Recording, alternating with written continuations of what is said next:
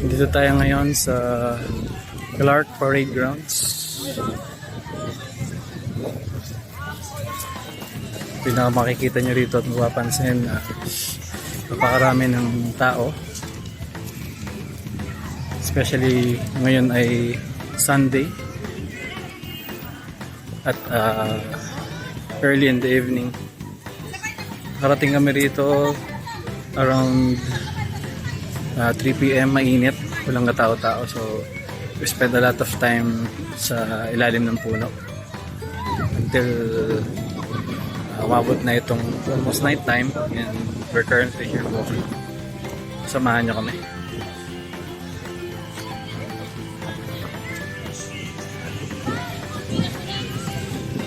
Aside from the huge green space, an open field, meron sila rito designated na walkway for or path for joggers at mga gusto mag-exercise. And syempre yung open space is filled up with people na may kanya-kanyang dalang gamit for their camping, mini camping. By the way, kung kayo ay nagtatanong, meron din silang designated restrooms dito around the oval na pwede kayong magbihis, mag-CR, and meron ding drinking fountains.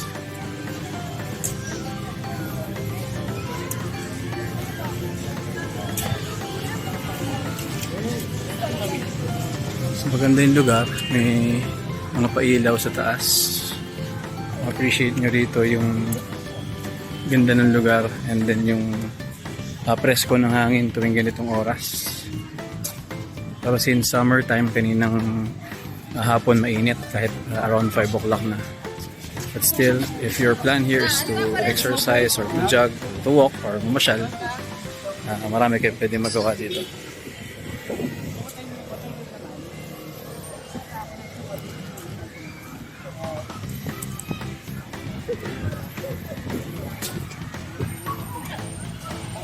Dun sa kabilang side, nakita nyo rito, meron silang playground. Puntahan natin.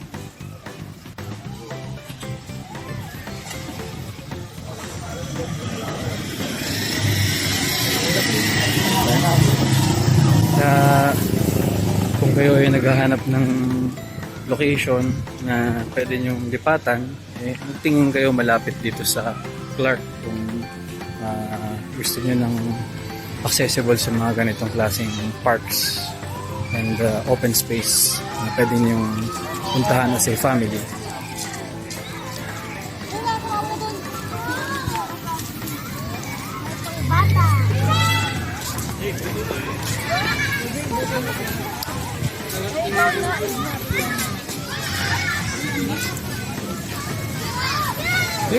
There's a lot of children playing right now. As I've said, Sunday ngayon.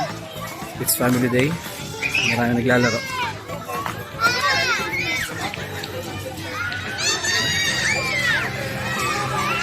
Marami rin space para makaupo. But very ideal na magdala ng inyong camping chair and ng inyong mga gamit sa picnic if you want to fully maximize yung opportunity na makapunta rito. They also have designated parking spaces. Una-unahan na lang kasi at this point puno na nakita namin. Let's go back doon sa pathwalk nila rito for joggers.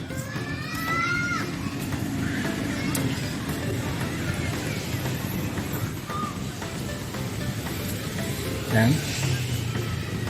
Makikita nyo rito may mga commercial spaces like cafes, and then makikita nyo rin dito yung Clark Museum. So kung meron kayong time, pwede nyo bisitahin. Hopefully magawan din natin ito ng video content some other time. But for now, dito tayo sa loob ng parade grounds ng Clark. So malaki itong area ng Clark, and Supposedly, kilala ito noon as augmentation ng uh, US Army sa Philippines. Until ito na, nandito na tayo sa point na mas kilala to sa Clark Free Float Zone. So overlooking natin yung open space dito. Ang feeling dito para akong nasa UP Oval, si UP Diliman. So actually ganun yung kanyang motif na sinusunod. Merong campus vibes. So let's continue walking.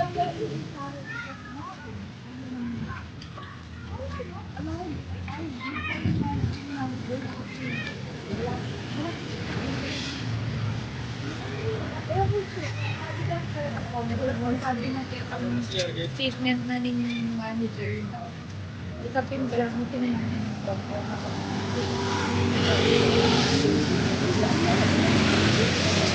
Kita nyo rito, no? May nagpo-provide talaga sila ng aesthetic design sa through lights and then decoration, and then yung gitna ng open field nila ay may ilaw. So if you want to play, may kumakasama kayong bata, or just wanted to relax, mag-picnic, perfect place.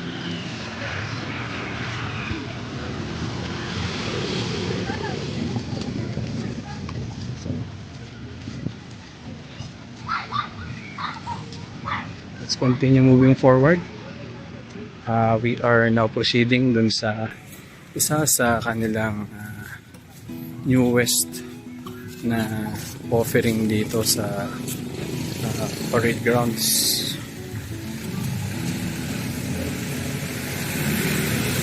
So makikita nyo rito, separate yung main road and then itong pathwalk ng joggers, and then may sidewalk din, kaya very pedestrian friendly itong lugar, which is yun naman talaga yung gustong ma-achieve ng mga isang modern na city or settlement.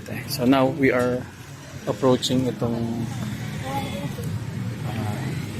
biking area nila rito. So ang ganda nung kanilang design.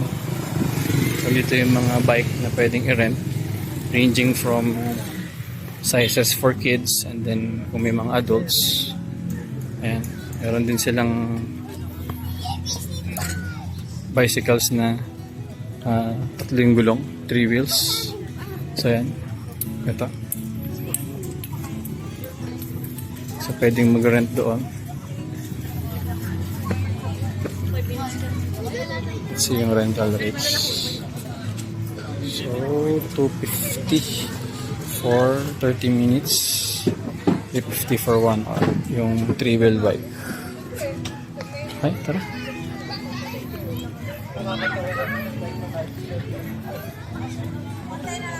Ito yung kanilang biking path. So itong nandito sa kanan, I think is a residential area, but itong road dito was converted into a biking path. So napakalawak ng space kung makikita nyo po. And dun sa kabilang side ay yung continuation ng jogging path. So nandito tayo sa biking space nila.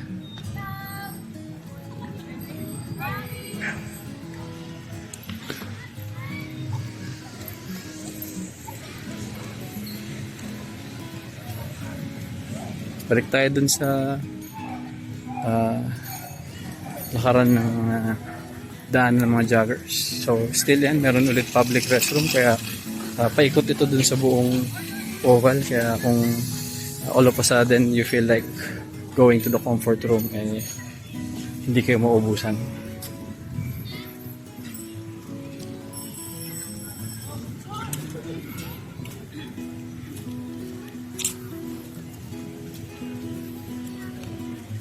So okay naman so far, even on a Sunday, marami kang makakasabay na maglakad.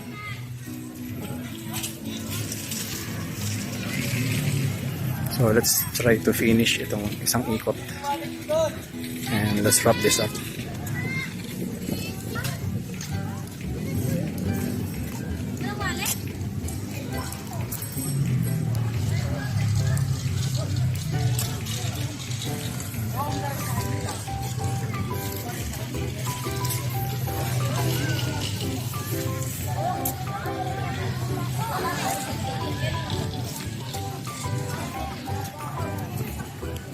So let's try to go dito sa gitna ng field at tignan kung ano bang mapapala natin dito. Yung mga naglalaro ng badminton, and there are also people playing football, volleyball. Yung mga nagtitinda rin. So for all ages, pwede. Napakalawak.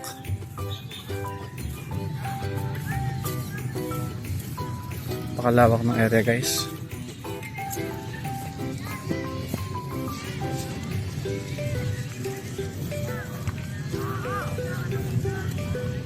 So maganda talaga kapag yung isang lugar ay na-maintain, and then nakita naman natin yung effort ng mga authorities dito to make sure that the park is safe and secure. And of course, syempre yung accessibility para sa lahat. So siguro ito yung mga bagay na hinahanap ng mga tao ngayon. That's why many people go sa mga parks and sa mga areas na merong open space dahil mas prefer din nila to. Although of course, sa atin sa city, they prefer to go to the mall. But still, in my personal opinion, mas gusto ko pumupunta sa mga parks and sa mga open spaces like this para mag-exercise dahil kanya-kanya siguro ng preferred na way to spend your day off or to exercise. Although, syempre, hindi naman lahat ng lugar ay may ganito. So, talagang hindi lahat may opportunity to access these areas. So, I just hope na sana ay magkaroon pa ng maraming mga open spaces for people to go. Hindi lang puro mga mall ang mapuntahan ng mga tao or mga private spaces na. So dito makikita niyo rito may mga nagtuturo ng football sa mga kids.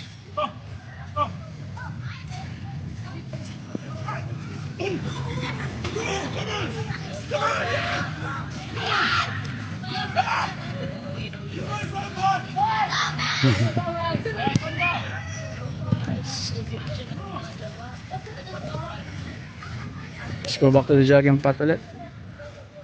We're about to make a full perfect circle.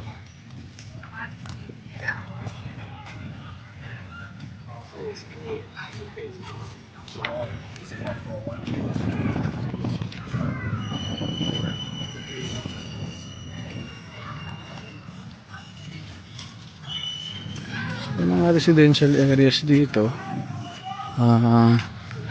akala ko kanina nung umaga walang nakatira pero seems like meron pala. May mga ilaw naman pala. Ayan. Sa kabila yung bike lane. So tuloy-tuloy tayo sa paglalakad.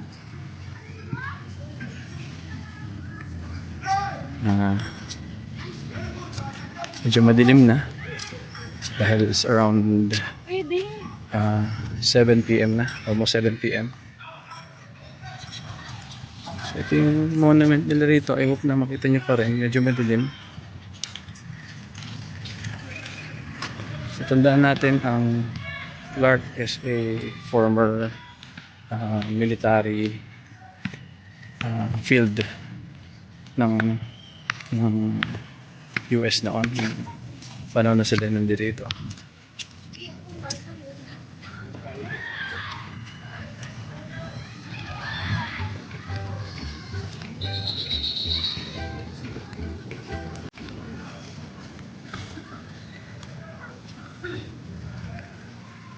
Dito rin natin ang paglalakad.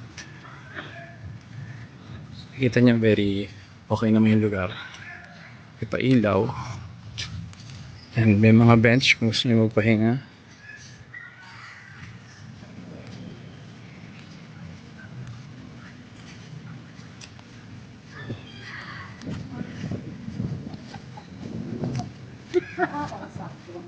So tapusin natin itong isang ikot to complete the tour.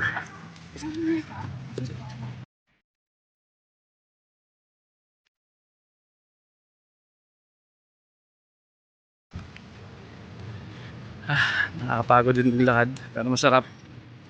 Target natin everyday ay at least maka 1,000 kilocalories burned. So ayan, na maganda tong lugar na to if you want to really burn some calories.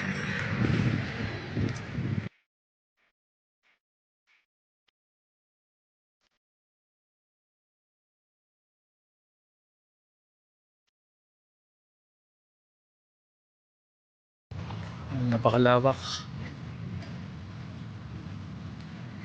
May mga tao talaga sa gitna na nakapwesto dahil okay lang naman.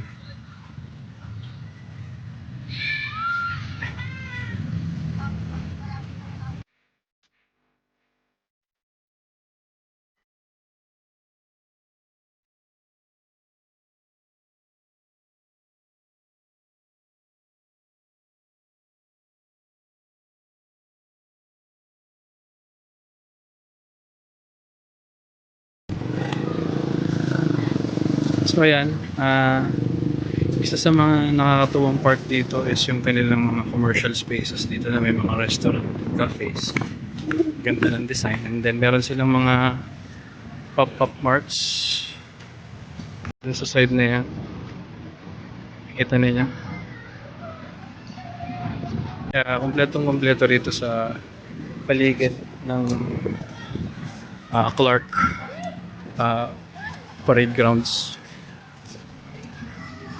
Yeah, whatever your purpose is for visiting, if you want to relax, enjoy time with your family, or kumain, may makikita rin naman siguro kayo dito na preference ninyo. Kaya kung nasa around the area lang kayo or gusto nyo sadyain, pwede kayong pumunta rito. Siguro you can check yung mga maps, yung mga apps like Waze. Kayang-kaya kayong ituro dito up until sa parking area.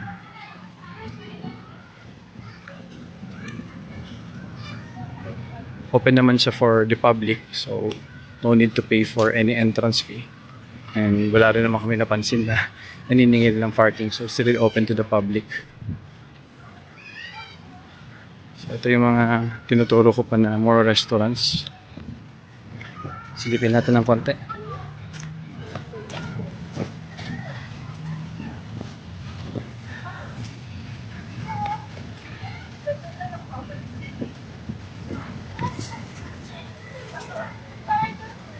May marami rin tao.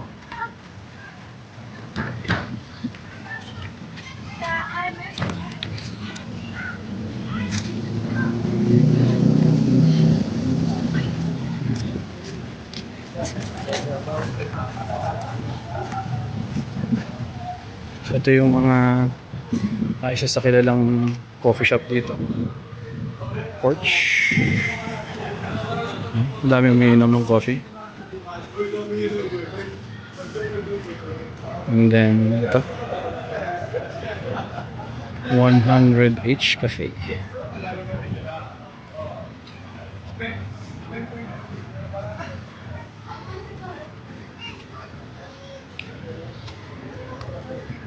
Ang ganda ng design lang ng kanilang commercial space dito. It looks like a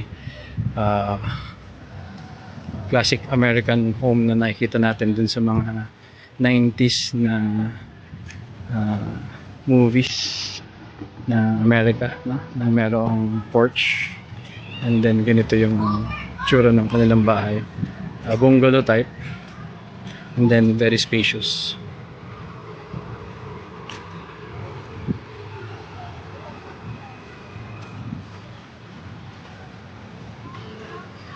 Barn.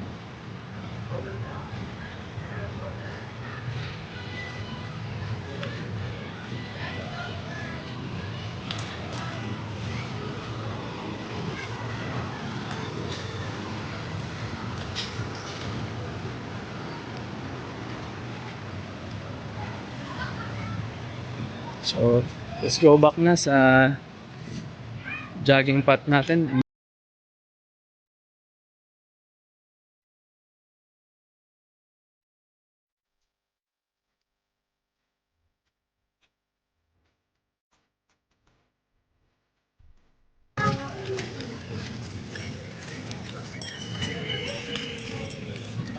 Wala na ako. I'll wrap this one up. So ayan, naka isang ikot na rin tayo. Nakakatuwa tong lugar na to. It's my first time here actually. But dami ko nakita na nakakatuwa na pwede natin balik-balikan. So I hope you enjoyed the walking tour with me. So this is your Professor next door and I'll see you again in our next adventure.